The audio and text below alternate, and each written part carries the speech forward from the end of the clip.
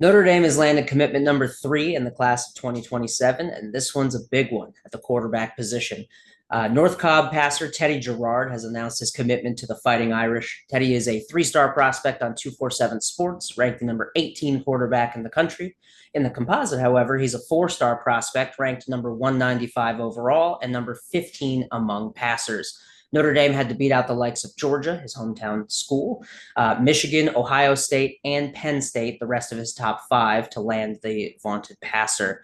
Jarrard was offered by Notre Dame back on June 21st. It was about 2.5 weeks after his private workout on June 5th for the Fighting Irish coaches and staff, just one day ahead of Irish invasion. Jarrard, impressed at the workout, became the first quarterback in the class to earn an offer. And here, just a little over a month later, after receiving that offer, Jarrard is Irish. As always, I have the full breakdown of exactly what kind of player is coming to South Bend.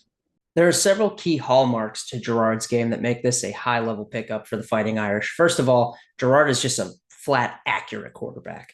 71% passer in his sophomore season, his second year starting. This is a player who can deliver the ball accurately to all levels of the field, whether that's, deep ball and touch passes, whether that's behind the line of scrimmage on screens, whether that's anywhere in the middle. He is highly, highly accurate. And it goes beyond just like, oh, I'm throwing a catchable ball. It's actually about the ball placement.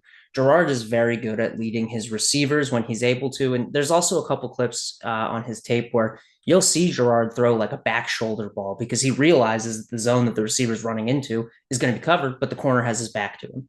So there's just so many little nuances of accuracy and ball placement that Jarrard showed growth in as a sophomore that it's really exciting if you're evaluating the future of the Notre Dame quarterbacks room.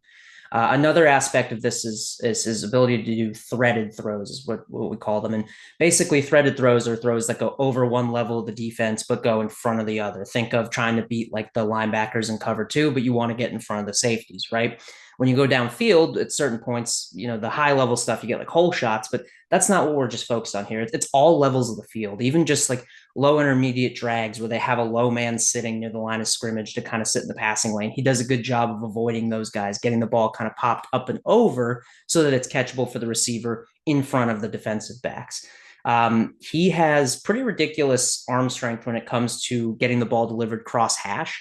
Often when you're evaluating high school quarterback prospects, a big part of the evaluation is how well can they deliver the ball with accuracy to the far side of the field.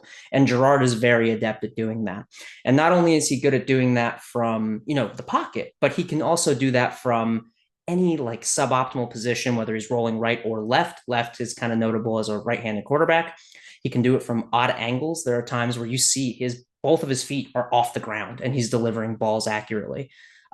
He's just really good at kind of delivering the ball at weird arm angles, like anything you want with, adjustments or kind of with the ad-libbing while the play is live.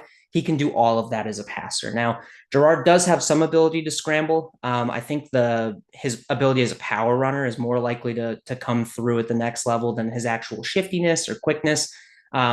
Really, he's a passer as a college quarterback. You're not going to be looking at this guy as a dual threat mobility guy on a run level. It's really going to be about keeping the play alive and delivering the ball downfield from outside the pocket.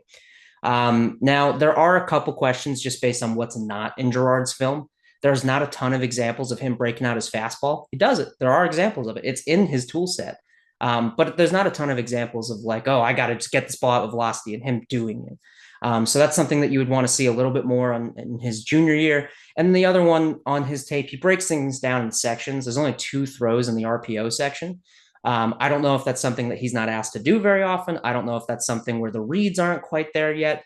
It's inferring from, not full game tape. So obviously there's some questions here. But again, like the fastball, there's just not enough reps of it on his tape for me to say with authority that that's a strength of his game. But again, there are reps of him doing this operation cleanly. We know the skill set is at least there at a base level. Just need to know how much it's got to be refined. And then the last note about Jarrard, and this is something that's actually pretty big for the Notre Dame offense in particular. Jarrard is really good at play action. Now, Notre Dame does not run a ton of play action relative to the rest of college football, but they do situational play action. You saw it a lot of times in the goal line, set a tight end in motion, kind of do the play action and do like a little sprint out. They do it in, some third and shorts, particularly before Leonard was there. But the play action and short yardage and clutch downs for Notre Dame is sort of a staple of their offense. And play action was a big part of the big play passing offense at LSU under Mike Denbrock. So his familiarity with the operational intricacy of running play action, disguising the play, and making sure he gets to clean air, quote unquote, or the area he needs to be to pull the ball and start looking downfield. Everything is just very smooth operationally. And so for Jarrard as a passer coming into Notre Dame, that could really help move that play action deep shot part of the offense forward when they have a quarterback who is just so adept at doing it. All told, this is a massive pickup for the Fighting Irish, and despite Jarrard currently being listed as a 3-star in 247 Sports, the outlook is that this is a player who's going to be reassessed at some point early this fall. He made massive moves up the board here as a sophomore, and obviously, if any of that momentum continues into his junior year, the idea is that that ranking will jump. The other side of things for Jarrard and this pickup for Notre Dame is that after 2 years of taking more toolsy, lower efficiency quarterbacks, Jarrard is a break from the mold. He's a more ready-made passer. He's a guy who has a little bit more of a high-level skill set in terms of his ability to just complete passes, be efficient, lead his receivers consistently, like all the little nuances of just completing passes and keeping the offense on time. There's just a little bit more of a proven commodity here with Jarrard than there was with Hebert or with the upcoming freshman Grubbs. For Notre Dame, this is obviously a boon to get a quarterback into the class this early.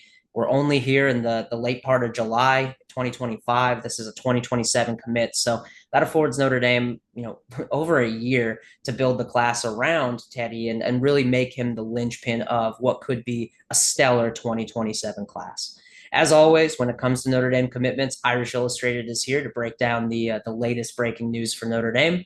I'm Eric Thomas. Thanks for watching.